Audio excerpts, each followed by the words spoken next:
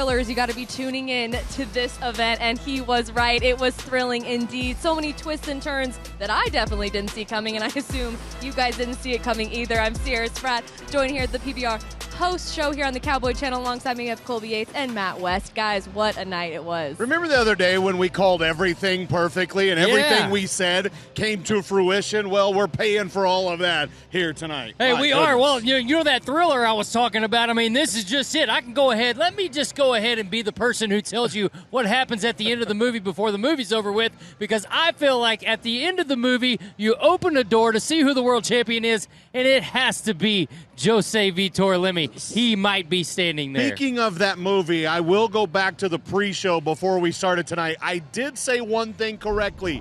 There will be more twists and turns here this weekend, and that's the one thing I got right. How incredible is this guy? I mean, this is why he has 2 gold buckles on and continues to shatter records in this sport.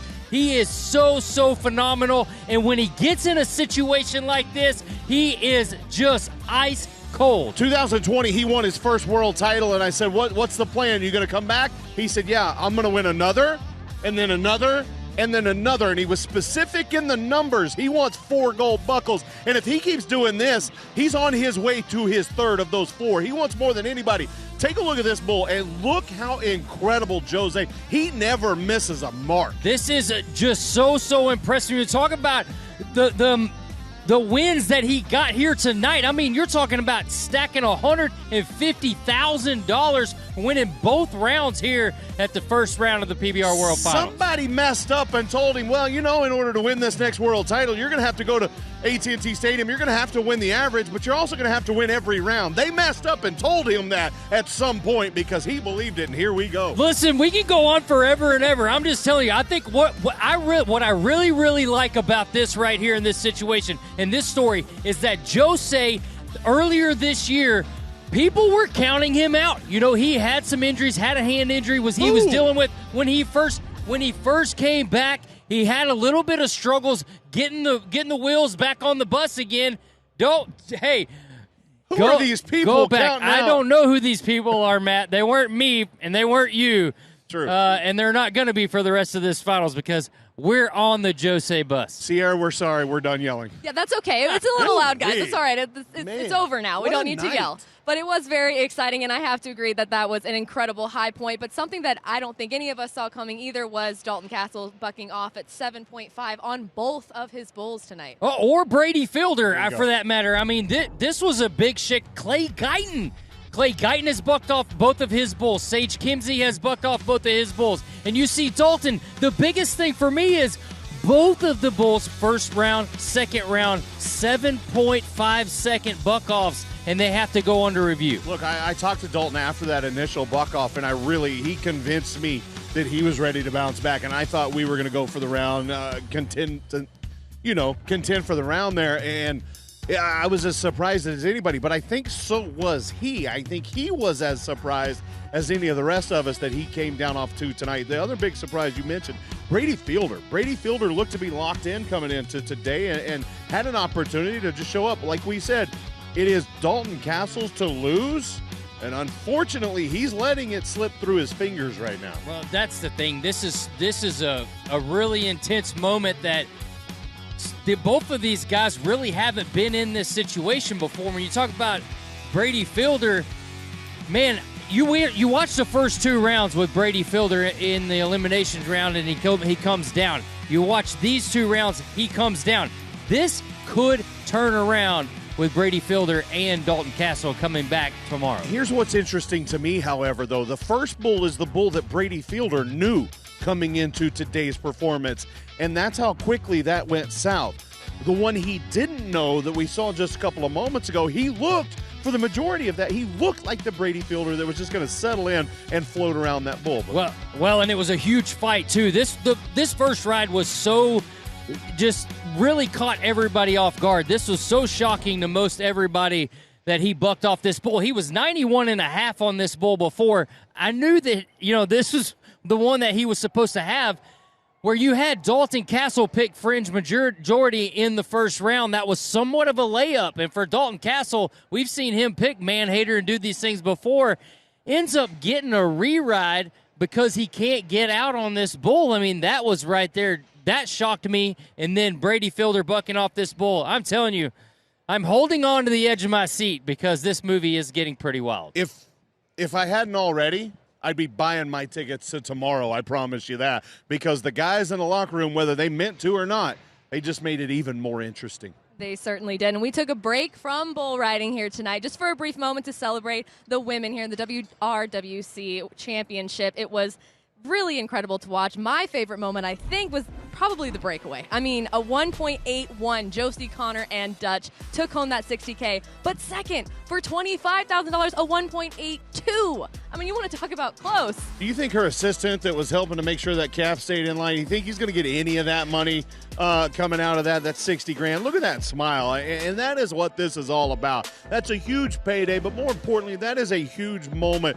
in this sports history because that is a huge, huge run for women's rodeo. It was so exciting to watch. I mean, Josie Connor has been so impressive. I mean, even Cheyenne McCartney, though, she came in second. She's coming off of huge wins at the Spicer Grip Memorial. But, I mean, Josie, she's just your American champion right across the road not very long ago. Well, and look, I called this. I'm pretty sure if you were listening earlier on the pre-show, Josie Connor backs in the box every time, and she will shatter records. And I really want to be honest here. When I was watching this and I saw the 1.82, I was like, wow.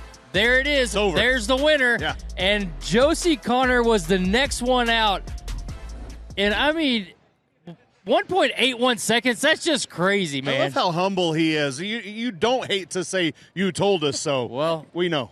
It's all right. Kate Harrison, she did call that too, though. She did put her money on Josie. See, you're not the only one. You're sharing this win. But we got to go right into the barrels for the WRWC because it was also neck and neck there with number 1 and number 2. But what was impressive about it is, you've got Tacey Matthews, an incredible NFR qualifier, Pop Rocks, that mare, an incredible comeback story with that horse. But number 2 was Charmaine Holden, and she was in the limited. Now, guys, I don't know if you know WRWC, but there was one person that's coming for the limited. It's all based on your lifetime earnings. You got the pro, you got the challengers, but then you've got the limited, which is a very small amount. The people that came in on the limited, there's just one, and that was Charmaine. Sierra, you took the words right out of my mouth. The other thing I want to add to that is when these ladies started running, this place started rocking. The people here at AT&T Stadium appreciated what they saw, and these ladies brought the heat. I just thought it was such an incredible moment. I mean, imagine Charmaine, she's on her horse Trick. I mean, who knows if she works full-time or why she doesn't go out there on the road, but knowing that you can put her horse up against a horse like Pop Rocks and it be that close, I mean, that's got to be a boost of confidence. I might start rodeoing. Well, and a big opportunity for all these women. They won a lot of money today in this arena. Yeah, they did.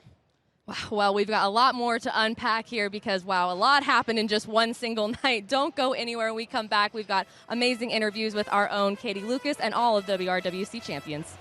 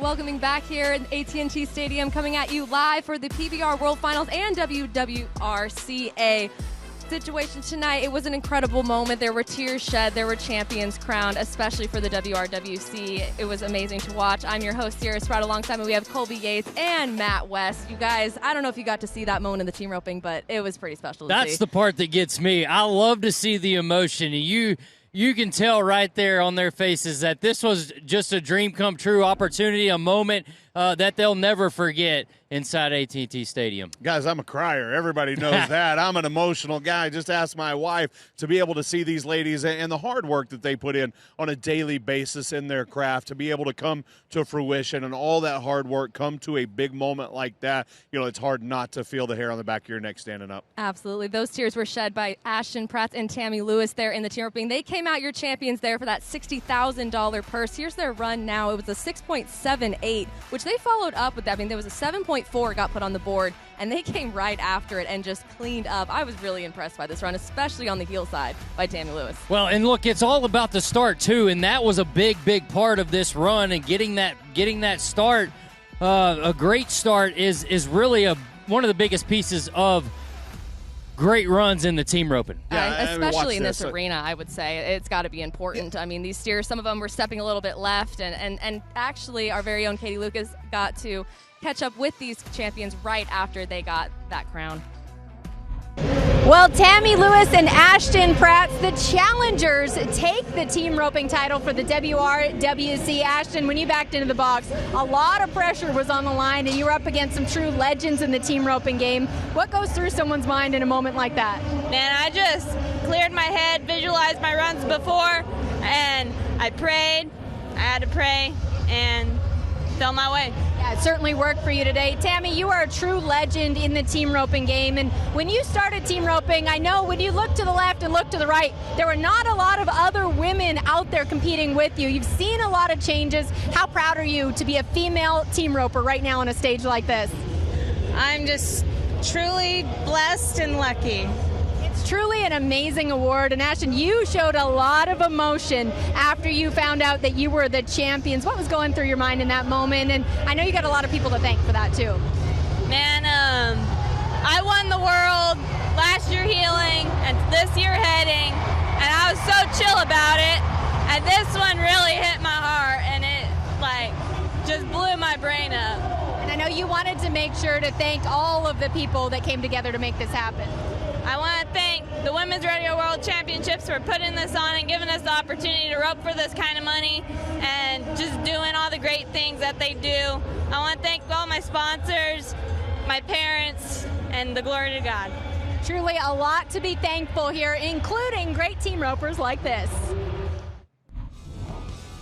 What an awesome moment to catch that. I always love watching Katie Lucas interview. She just knows the right questions to ask, and she knows how to do it. Looking at that leaderboard now, I mean, 6.78 is pretty amazing, but we still had second and third there. They got to take some pretty big prize money. And speaking of, we go right into the barrel racing because our very own Tacey Matthews had an unbelievable run on Pop Rocks. I mean, the story behind this mare, as we've heard, an incredible comeback of injury. I mean, that's hard to do even when it's minor, but it's something as major that Pop Rocks underwent, brought this mare back, has been doing so amazing, was the runner-up at the American Rodeo here, just across the street at Globe Life not too long ago, watching it. And we've got Katie Lucas here with Tacey Matthews. Well, what an impressive run from an impressive team. Tacey Matthews and Pop Rocks, they get it done here at the WRWC. 12.67 for Tacey. That is a small pattern out there. How do you manage a pattern like that? I gave it to God. Me and Pop Rocks never ran into a pattern that small, and we were just hanging on and going for it. Now, it might have been a small pattern, but the fence was a long ways away from each of the barrels. How do you set her up for success? Because it's very easy to go by in a setup like that. Yes, ma'am. I just tried to ride her more controlled. I just let her go her own speed. I sent her pretty good, but I didn't want to ask her for too much because I didn't want to blow past the barrels, but she knew where they were. I know a lot goes into every single win on that horse that you truly got a second chance with, but one like this, $60,000 at this fantastic facility, what does it mean to you? Oh, it's incredible. I'm so thankful. I'm so blessed and lucky to be here. That horse is lucky to have you too. Tacey Matthews, your barrel racing champion of the Women's Rodeo World Championship. Gosh, I just love watching that mare. And Tacey, what a team we've got. And then right there, Charmaine Holdren, that was your limited bail racer. That was the one that got to come in with the lowest amount of lifetime earnings. And what an incredible run. I mean, you got, it's as tight as can be. Kelsey Howard there with 13.025. But this was, like it was mentioned in the interview, I mean, it was a different pattern than what they've been coming to from the stockyards. But these horses really showed up and showed out. And speaking of showing up and showing out, the breakaway was something to watch. I was on my feet. I was clapping for Josie Connor because a 1.81 second run is amazing on any given day. But knowing that there was a 1.82 on the board, I mean, that had to have went through her mind at least a little bit. Yeah, right before she went. I mean, that's the big deal that separates a Josie Connor from the rest of the field. She can back in the box, and none of that matters. She just has winning in mind, and she goes at it full force and does it right here. She is on a heater like I have ever seen. Katie Lucas got to catch up with Josie as well right after she got that win. Well, by 1/100th of a second, Josie Connor walks away with the breakaway roping title for the Women's Rodeo World Championship. Josie, you had a tall task ahead of you, but did you know you were just that much better? No, ma'am, I didn't. 182's fast. Cheyenne set the bar. I knew what the game plan was going in, and I hit the barrier, did my job, and Dutch usually clocks, but I didn't know. I couldn't see the clock, so it was a minute before I heard, but this is an amazing event, and I'm just happy to be here. All these girls rope amazing. And your horse, we were talking a little bit about Dutch. He's been enjoying some time off. How good did he feel out there, though? He looked fresh. Yes, ma'am. He's pretty much had a break since the American last month, and man, he shows up for me every time, and that's all I can ask for. So speaking of the American, you walked away with the title there just next door at Globe Life Field. How much are we loving Arlington right now? I'm wishing there was a rodeo about once a week in Arlington right now. Hey, I love that. Josie Connor, your breakaway roping champion by a hair.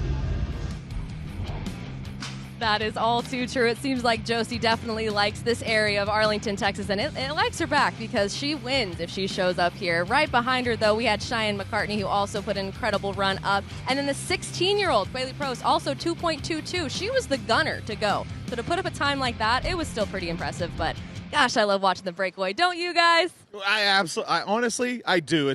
But the problem is, as old as I am, it's hard for me to watch something that happens that fast. Why are you laughing? I'm being serious. Because I'm not going to make that joke, Matt, not today. Anyways. We're honest. It's okay. Good stuff. Really good stuff. Well, when we come back, don't go anywhere because we're going back to all the PBR action of the round 2 here at the PBR World Finals. Stay tuned.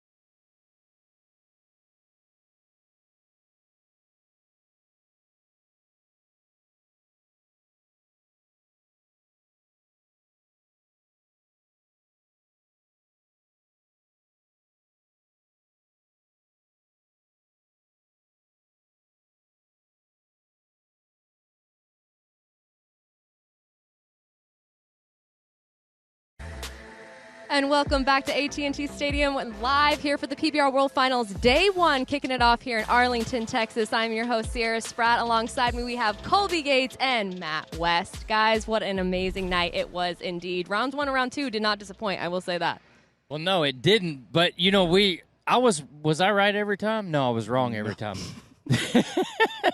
It was something. It was really something that was pretty cool to see, because you saw guys really step up to the plate that you didn't really know what was going to happen. Obviously, the first round, this was a draft round based off of their world standings after the elimination round. So they had the pick of the poison.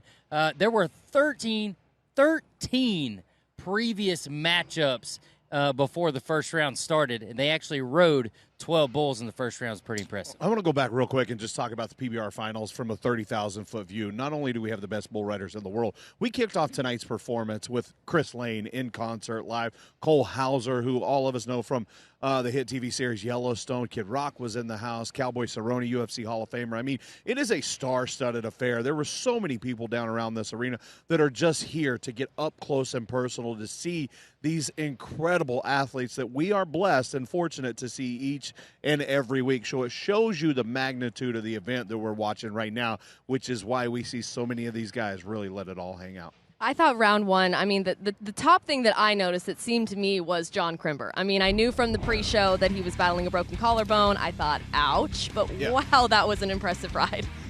Well, you take a look at the round leaders right there. Where does John Crimber fit into the conversation? He splits third with Daniel Keeping, who had a great ride to kick off his night with 88.25 points. Andrew Alvidra's big ride there for him. I thought that would really boost his confidence. Unfortunately, bucked off in round 2, but that is a big one to set him into motion moving forward. Yeah, huge ride on Tulsa Tom, and that's something that, you know, will build his confidence, as you said. Absolutely. Going into tomorrow, 2 more bulls tomorrow that these guys are going to have to face. So Andrew Alvidrez is looking really good after that first ride. But this was one of the most impressive things for me. You just think about what it is. I have broken my collarbone before, and there is no possible way that I was going to try to do this.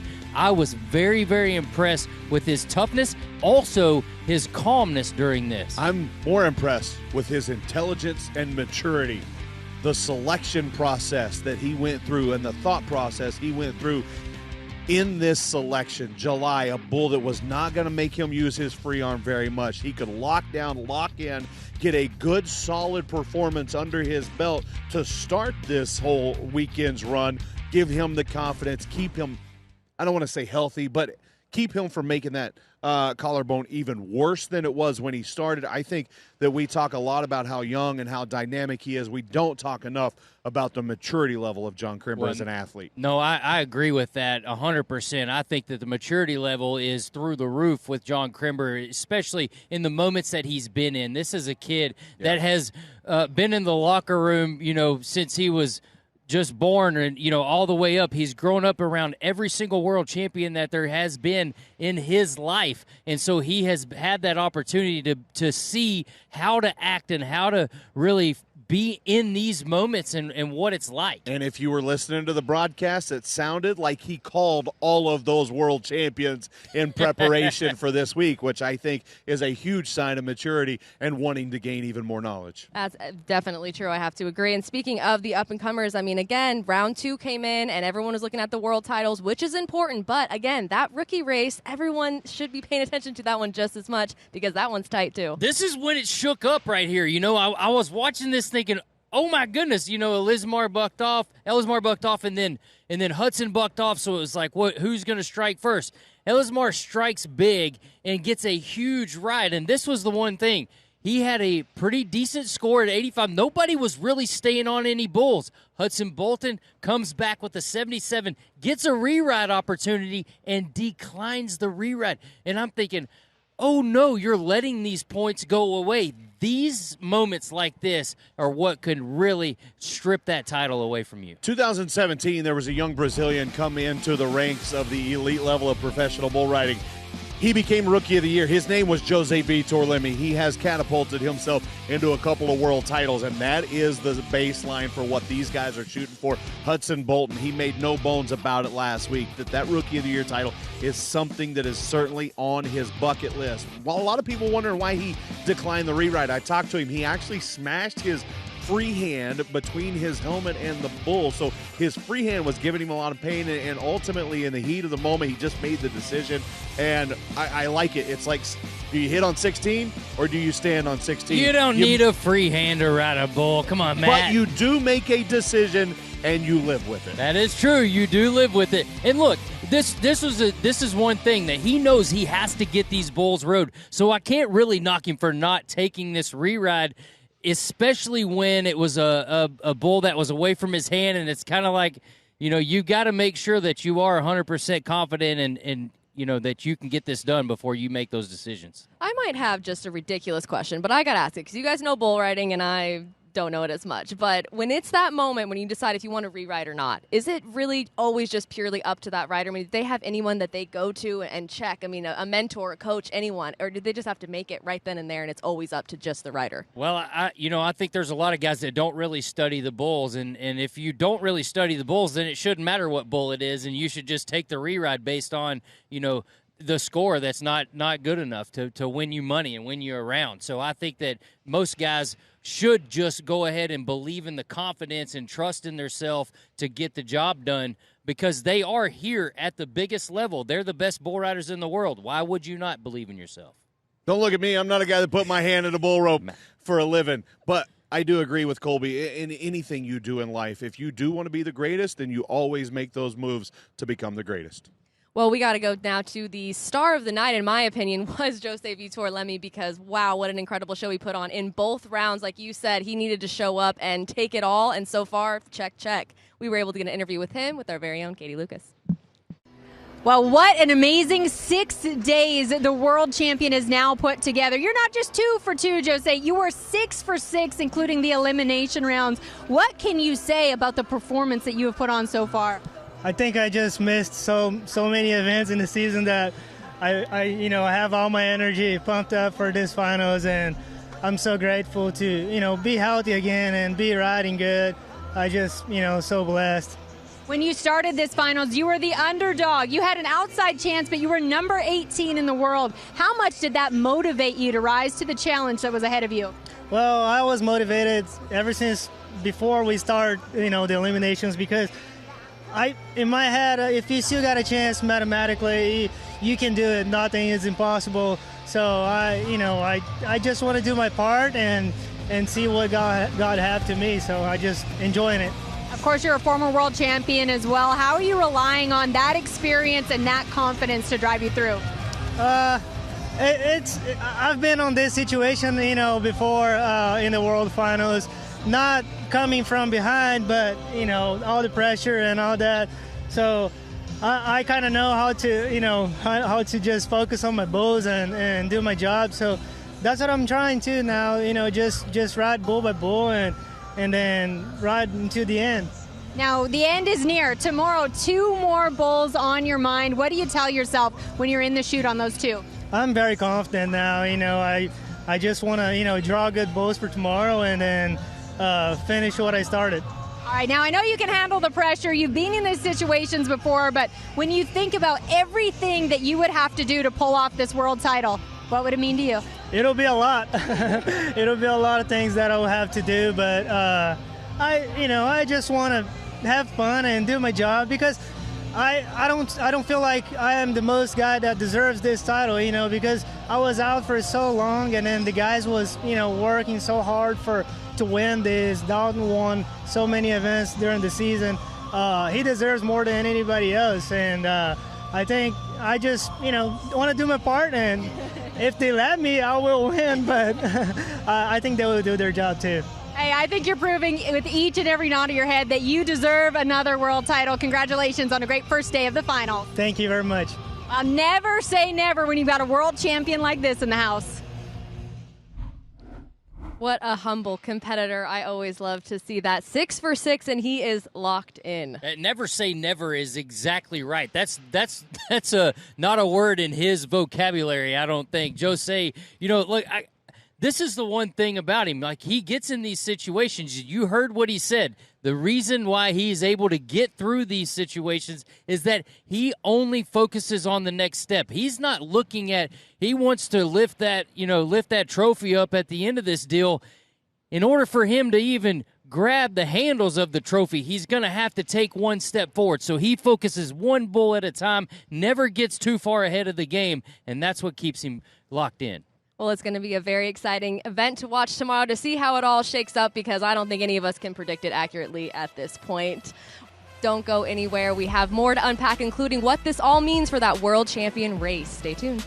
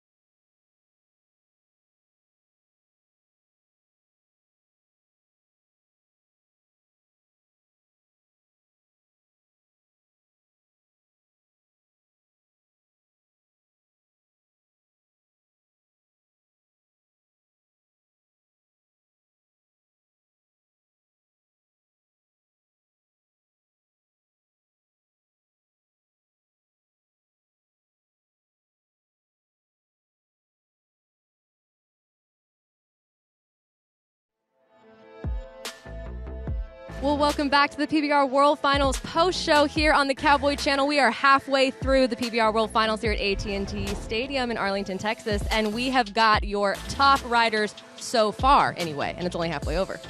Yeah, taking a look. We've talked about Jose Vitor Leme. What's really impressing me right now is the fact that Alan De Souza is continuing to fight through that knee pain. He's 2 for 2, as well as is Paulo Eduardo Rossetto. 3 guys are perfect in day number 1, but anything could happen, so look out. Andrew Alvidrez looked fantastic, as you said earlier, Colby, on Tulsa time, but Daniel Keeping, 88.25 points, still has him in the top 5 for the event. Well, this is a good list of guys right here. When you talk about winning this event, remember, we have to think about what happens in this event. The points. There's 400 points for the guy that wins this event. So Jose, man, does he need those points? We saw earlier the stats of what this was going to look like if it all ended today. What you didn't see on that screen? Who's tied with Daniel Keeping? John Crimber. I know a lot of people thought it was a long shot, especially with the injury, but it's going to be compelling to watch, to say the least, guys. Well, and I think so, too, because you're in a situation now where John did get a great score on the board. He ended up splitting second and third place in the first round, so he's going to have a really good pick for him to be able to get in this first round, since he's going to be able to pick them. We'll see what happens. Well, I think it's going to be a thriller, to say the least. I cannot wait for the finale. We've got one more day tomorrow, and we cannot wait to watch it. Please stay tuned and join us tomorrow for a pre-show and post-show, and not to mention the action in the middle. I'm your host, Sierra Spratt, alongside me, Colby 8 to Night West. Have a great night, you guys.